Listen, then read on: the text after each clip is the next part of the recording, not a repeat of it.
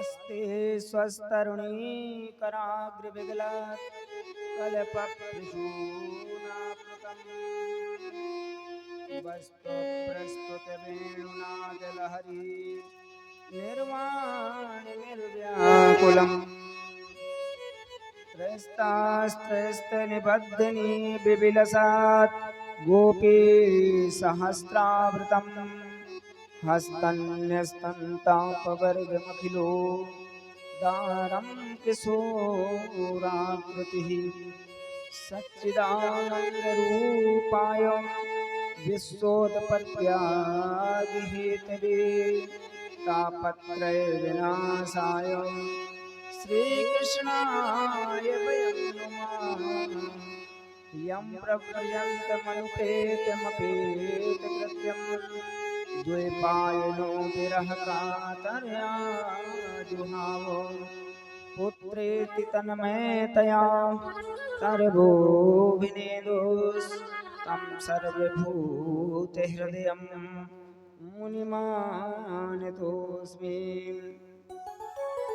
तुलसी काननं यत्र यत्र पद्मावनानि च पुराणपठनं यत्र तत्र सन्निहितो हरिः तत्रैव गंगा यमुना त्रिवेणी गोदावरी सिंधु सरस्वती च सर्वाणि तीर्थानि वसन्ति तत्र यत्राच्युतोदार कथा प्रसंगः मूकं करोति वाचालं पंगुं लंघयते गिरिं यत्कृपातमहं वन्दे परमानन्दमाधवम्।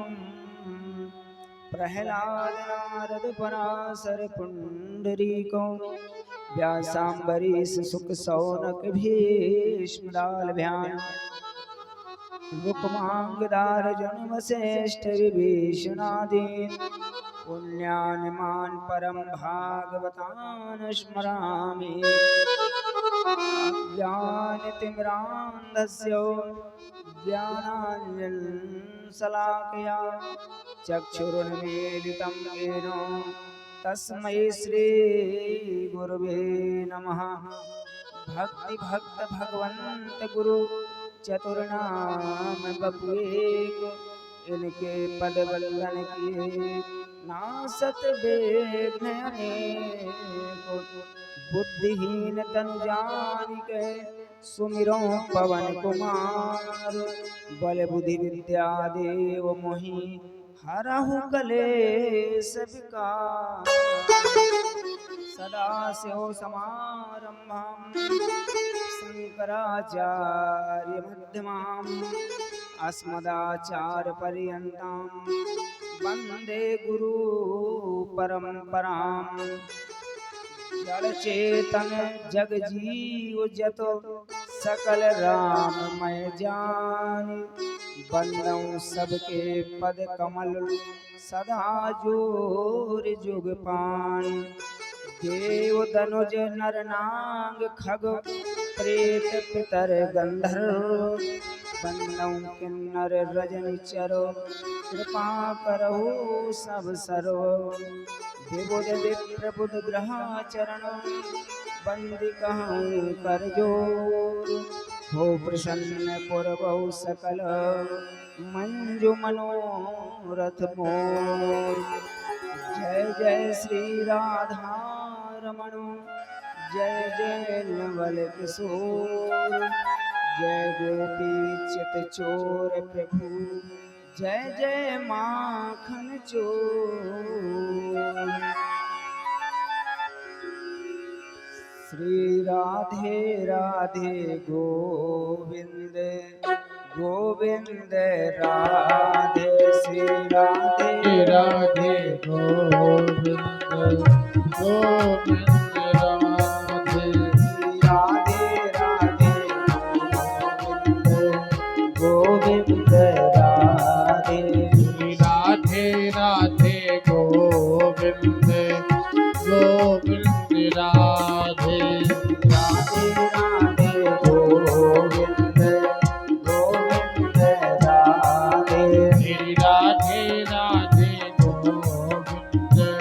गाइए, गोविंद भाव से गाइए, श्रद्धा से गाइए, ताली बजा के गाइए, झूमते हुए गाइए, मस्ती में गाइए। श्री राधे राधे गोविंद गोविंद राधे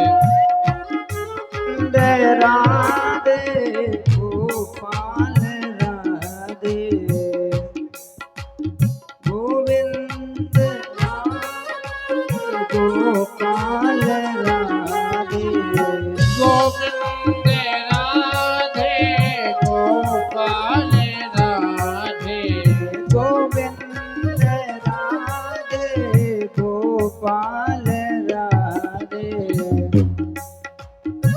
गोविंद राधे गोपाल राधे श्री राधे राधे गोविंद गोविंद राधे श्री राधे राधे गोविंद गोविंद राधे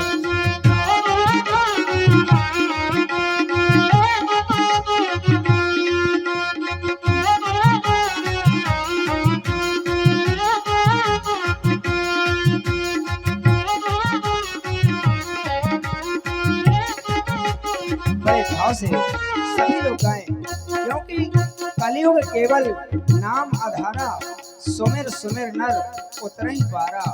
भगवान नाम संकीर्तन से व्यक्ति इस भवसागर से पार हो जाता है।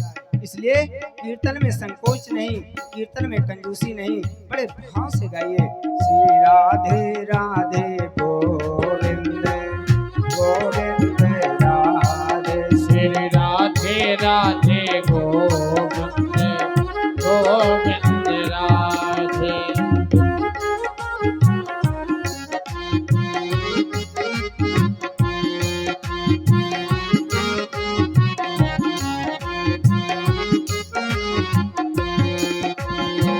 गोविंद राधे गोपाल राधे गोविंद राधे गोपाल राधे गोविंद राधे गोपाल राधे गोविंद राधे गोपाल राधे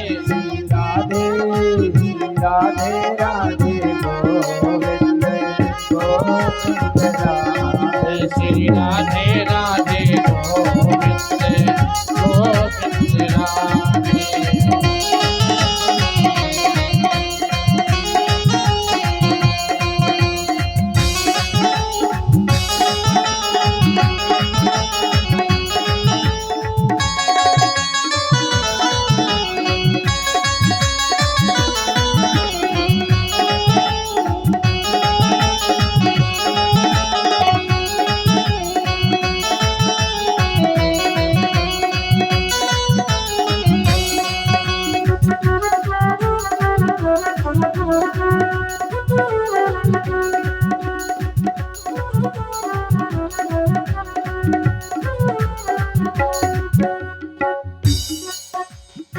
बोलिबाल कृष्णलाल की जय हो। श्रीमद् भागवत महापुराण की जय हो। परम मंगलमय परात्पर अखिलेश्वर अकारण करुणा बरुणालय भक्त वांछा कल्पतरु तटित विनंदक पीताम्बरधारी श्री बालकृष्ण लाल की बांगमयी प्रतिमूर्ति श्रीमद् भागवत महापुराण। प्यारे प्रभु प्रेमियों, कल सायंकालीन कथा प्रसंग में आप लोगों ने राजा परीक्षित को श्राप की कथा सुनी और किस प्रकार से पूज्य सुखदेव जी राजा परीक्षित के पास में पहुंचे और उन्होंने कथा को सुनाया। तो आइए हम लोग उसी ओर चलते हैं जहां पर परम वीतराग संत शिरोमणि आचार्य प्रवर पूज्य सुखदेव जी महाराज राजा परीक्षित को श्रीमद् भागवत कथा मृतपान करा रहे हैं। पूज्य सुखदेव जी से प्रश्न किया था राजा परीक्षित ने कि गुरु जी, जो म्रियमाण पुरुष है जिसके मरने के मात्र 7 दिन शेष हैं, उसकी मुक्ति का उपाय क्या है? तो उन्होंने उपाय बताया था कि भगवान का नाम संकीर्तन करिए, मन को बस में करिए श्वास श्वास पर कृष्ण भज, वृथा श्वास जन खोए, ना जाने यह श्वास की आवन होए न होए। लेकिन ये मन हमारा भजन में नहीं लगता। पूज्य सुखदेव जी से राजा परीक्षित ने कहा, गुरु जी, कहने में तो बड़ा अच्छा लगता है कि भगवान का भजन करो, गोविंद का नाम लो, लेकिन जब मन हमारा लगे तब ना हम नाम लें। तो ये मन को बस में कैसे करें कि हमारा मन भगवान के चरणों में लग जाए। तो मन को बस में करने का तरीका बता रहे हैं पूज्य सुखदेव जी महाराज कि जितासनो जित श्वासो जित संगो जितेंद्रिया स्थूले भगवते रूपे मनः संधारे धिया। पहला उपाय बताया मन को बस में करने का कि जितासनो, आसन को जीतो। एक आसन में बैठने की आदत डालो। पहले दिन 5 मिनट बैठेंगे, दूसरे दिन 10 मिनट लग जाएगा, तीसरे दिन 15 मिनट, इसी तरह धीरे धीरे धीरे धीरे एक आसन में आप 12 घंटे, 8 घंटे, 10 घंटे बैठ सकते हैं। तो अभ्यास से आप एक आसन पे बैठने का अभ्यास करिए, जितासनो। दूसरा बताया जिता श्वासो, श्वास पर काबू प्राप्त करो, अपनी प्राणवायु को रोको। वो कैसे होगा? बोले प्राणायाम के माध्यम से। प्राणायाम हमारे ऋषि मुनि महात्माओं ने 3 प्रकार के बताए, पूरक, कुंभक, रेचक। तो पूरक प्राणायाम में आप नासिका के दाहिने छिद्र को दबाइए और ऊपर को श्वास खींचिए, इसके बाद में बंद कर लीजिए तो कुंभक, और पुनः दाहिने सुर से उस वायु को निकालिए। ये प्राणायाम की प्रक्रिया होती है। जब हम धीरे धीरे प्राणायाम करेंगे तो श्वास पर काबू प्राप्त करेंगे। तीसरा बताया जित संगो, संग को जीतो। अगर करना भी है तो सत्संग करो, कुसंग कभी मत करो। एक जंगल था, जंगल से एक दिन एक राजा निकला, तो वहां पर कोल भीलों का आश्रम था। वहां पर एक तोता था, वृक्ष के ऊपर बैठ जाता, कोई भी राहगीर निकलता चिल्लाने लगता, पकड़ो, मारो, काटो, बहुत धनवान है। तो कोल भील जाके उसको पकड़ लेते। कोल भीलों ने राजा को पकड़ लिया। राजा ने कहा, मैंने क्या बिगाड़ा था इन लोगों का, लेकिन मैं इस रास्ते से दोबारा कभी नहीं आऊंगा। राजा चला गया। काफी दिन हो गए, 2-4 माह बाद जब दूसरे रास्ते से गया तो वहां पर एक संतों का आश्रम था। तो वहां भी एक तोता था, वो बढ़िया अभिवादन करता था, स्वागतम सुस्वागतम, आइए आश्रम का जल पीजिए, आपको शांति मिलेगी, आइए बैठिए। इस तरह से वो तोता स्वागत करता, अभिवादन करता। राजा ने कहा कि वो तोता तो देखो कैसा बोलता था, और ये तोता कितना सुंदर स्वागत कर रहा है, अभिवादन कर रहा है। तो राजा ने पूछा ऋषि मुनियों से, तो बोले ये संग का प्रभाव है। तोता ने वहां कोलभीनों के आश्रम में यही देखा, मारना, काटना, दूसरे का धन हड़प करना, वैसी ही प्रकृति उस तोते की हो गई। और आश्रम में उस तोते ने संतों का अभिवादन, पूजन पाठ देखा, तो वैसे ही उसकी प्रवृत्ति हो गई।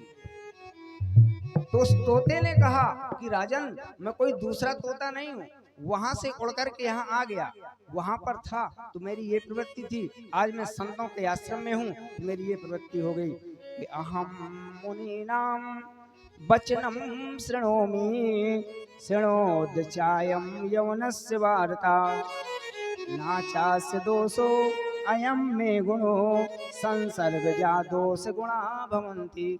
बोले संसर्ग से, संग से गुण और दोष आते हैं। बोले मैंने यहाँ संतों का बढ़िया प्रवचन सुना, पूजन पाठ देखा, मेरी वैसी प्रवृत्ति हो गई। और जब संग जीतेंगे तो इसके बाद इंद्रियों को जीते। हमारी जो ये 10 इंद्रिय हैं, 11वां मन है, तो 10 इंद्रियों को बस में करना है बड़ा कठिन है, क्योंकि ये 10 इंद्रियां अपनी अपनी ओर खींचती हैं। तो दो ही में अगर काबू प्राप्त कर ले व्यक्ति तो भी जीवन धन्य हो जाता है। एक आंख और दूसरा कान। अगर आंखों से आप गंदे नृत्य देखोगे तो काम अंदर प्रविष्ट होगा। कानों से अगर यदि गंदे गीत सुनोगे तो अंदर काम प्रविष्ट होगा। तो आंख और कान पर जिसने काबू प्राप्त कर ली है वो मन को बस में कर सकता है। इस प्रकार से उन्होंने मन को बस में करने का तरीका बताया। पूज्य सुखदेव जी कहते हैं, राजन, चिंता मिटे चिंतन बढ़े तो गोविंद मिले। लेकिन होता क्या है, चिंतन हम करते नहीं, चिंता को छोड़ते नहीं, तो गोविंद मिलेगा कहां से। यहाँ पूज्य सुखदेव जी से राजा परीक्षित ने कहा, गुरुजी ये तो बताओ कि मंदिर में जाते हैं तो हमें लगता है किसकी पूजा करें किसकी ना करें, तो ऐसा बता दो कि सर्वश्रेष्ठ कौन है, हम किसकी पूजा करें। तो बहुत सुंदर उत्तर दिया पूज्य सुखदेव जी ने। बोले, राजन, भगवान ने सबको अलग अलग विभाग दे रखे हैं। सर्वसत्ता एक है और उसके जो मंत्री विधायक हैं उनको अलग अलग डिपार्ट दे दिया गया है कि तुम्हें ये कार्य करना है, तुम्हें ये कार्य करना है।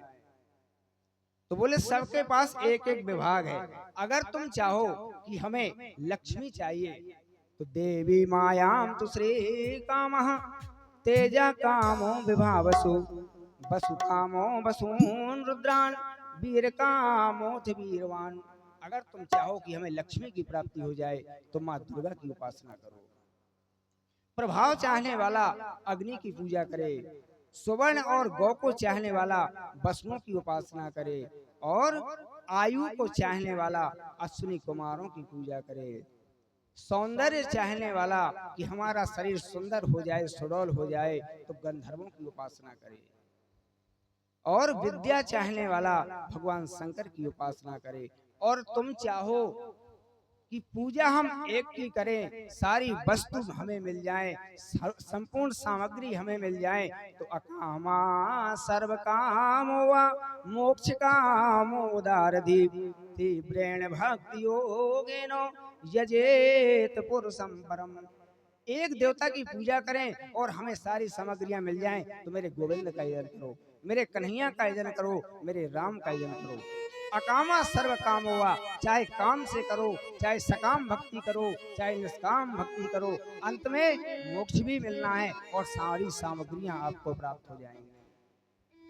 श्री कृष्ण गोविंद हरे मुरारी, हे नाथ नारायण वासुदेवा। श्री कृष्ण गोविंद हरे मुरारी, हे नाथ नारायण वासुदेवा। श्री कृष्ण गोविंद हरे मुरारी, हे नाथ नारायण वासुदेवा। हे नाथ नारायण वासुदेवा, हे नाथ नारायण वासुदेवा, हे नाथ नारायण वासुदेवा। भाव से गाइए, ताली बजाते हुए गाइए। श्री कृष्ण गोविंद हरे मुरारी, हे नाथ नारायण वासुदेवा।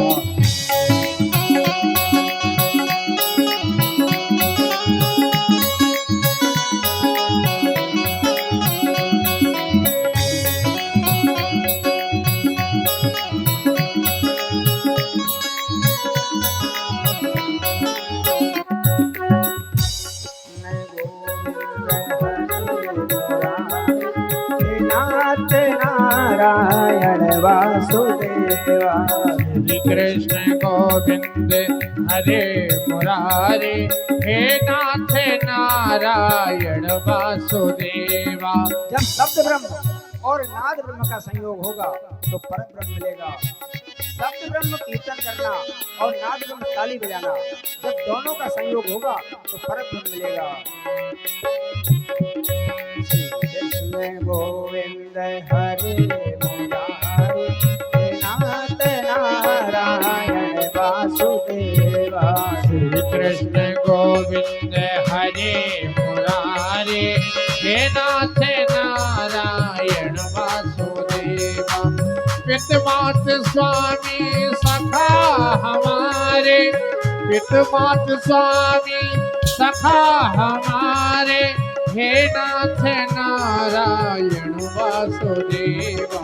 श्री कृष्ण गोविंद हरे मुरारे, हे नाथ नारायण वासुदेवा। श्री कृष्ण गोविंद हरे मुरारे, हे नाथ नारायण वासुदेवा। हे नाथ नारायण वासुदेवा, हे नाथ नारायण वासुदेवा, हे नाथ नारायण वासुदेवा, हे नाथ नारायण वासुदेवा। पूज्य सुखदेव जी ने कहा, राजन गोविंद के चरणों का आश्रय ले लो, जीवन धन्य हो जाएगा। भक्ति दो प्रकार की बताई गई शास्त्रों में। एक होती है वैदिक भक्ति, जिसे वैधि भक्ति बोलते हैं, और दूसरी होती है शुद्ध भावात्मिका भक्ति। वैधि विधि में वेद की विधि जरूरी है, और शुद्ध भावात्मिका भक्ति में सिर्फ भाव की जरूरत है। एक क्योंकि भगवान कहते हैं कि भाव का भूखा हूं मैं, भाव ही बस सार है, भाव से मुझको भजे तो उसका बेड़ा पार है। परमात्मा केवल भाव देखता है, किसी भी प्रकार से भाव आ जाए। कर्माबाई के पिता लड्डू गोपाल जी की पूजा किया करते थे। 12 वर्षों तक लगातार पूजन किया लड्डू गोपाल जी का।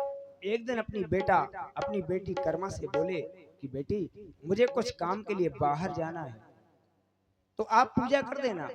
तो कर्मा ने कहा, पिताजी मैं पूजा जानती नहीं, कैसे की जाती है?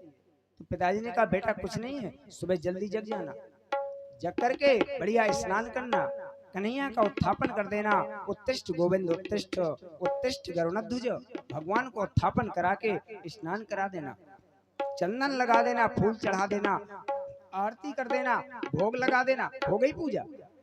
बोले ठीक है पिताजी, इतना तो मैं कर लूंगी। पिताजी चले गए बाहर। अब यहाँ कर्मा भगवान की पूजा करने के लिए बैठी। बड़े सुंदर भाव से इसने उनका उत्थापन किया, जगाया, स्नान कराया, चंदन लगाया, फूल चढ़ाए, आरती की और भोग बना करके लाई। कहने लगी, हे गोविंद, हे लाला, भोजन प्रसाद पाओ। लेकिन भगवान नहीं प्रकट हुए। तो बोली, हो सकता है अच्छा नहीं बना है। उसने दूसरा बनाया, फिर लड्डू गोपाल के सामने रख दिया। अब लड्डू गोपाल ने सोचा कि इसको क्या मालूम बेटी को कि पिताजी भोग लगाते थे और पानी घुमाया, भोग लग गया। मैं प्रकट होके थोड़ा भोग लगाता था, अब इसे कैसे बताऊं? तो बोले, पिताजी आपको बुलाते थे तो तुरंत आके भोग लगा देते थे, अब मैं 2 दिन से परेशान हूँ, आप प्रकट ही नहीं हो रहे हो। तो उसने बढ़िया सुंदर खिचड़ी बनाई और पर्दा बंद कर दिया, अंदर खिचड़ी रख दी। थाली भर कर लाई खिचड़ी, थाली भर कर लाई खिचड़ी, ऊपर घी की बाट की, जी में हमारो श्याम बनी जमावे बेटी जाट की, जी में मेरा श्याम बनी जमावे बेटी जाट की। बढ़िया सुंदर खीर बनाई और खिचड़ी लाके सजा दी और कहने लगी कि प्रभु प्रकट हो जाओ ना, भोग लगाओ ना।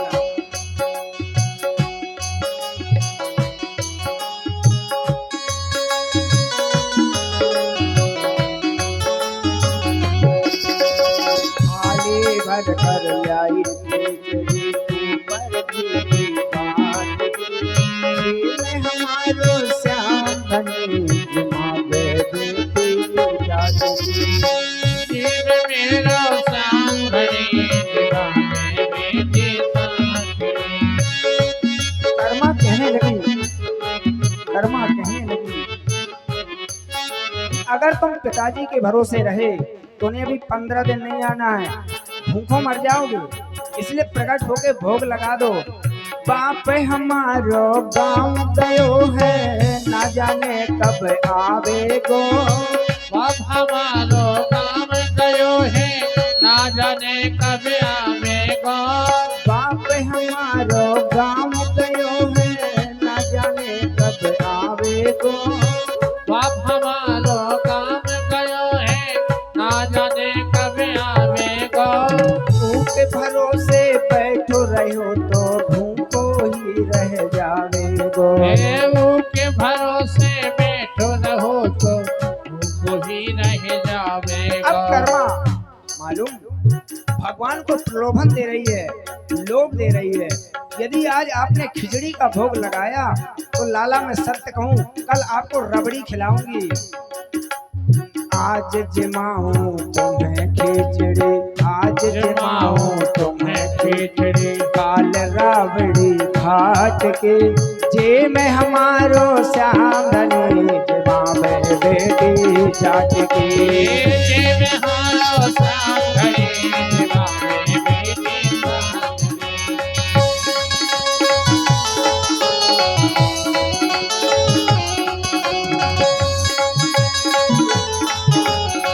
श्री राधे।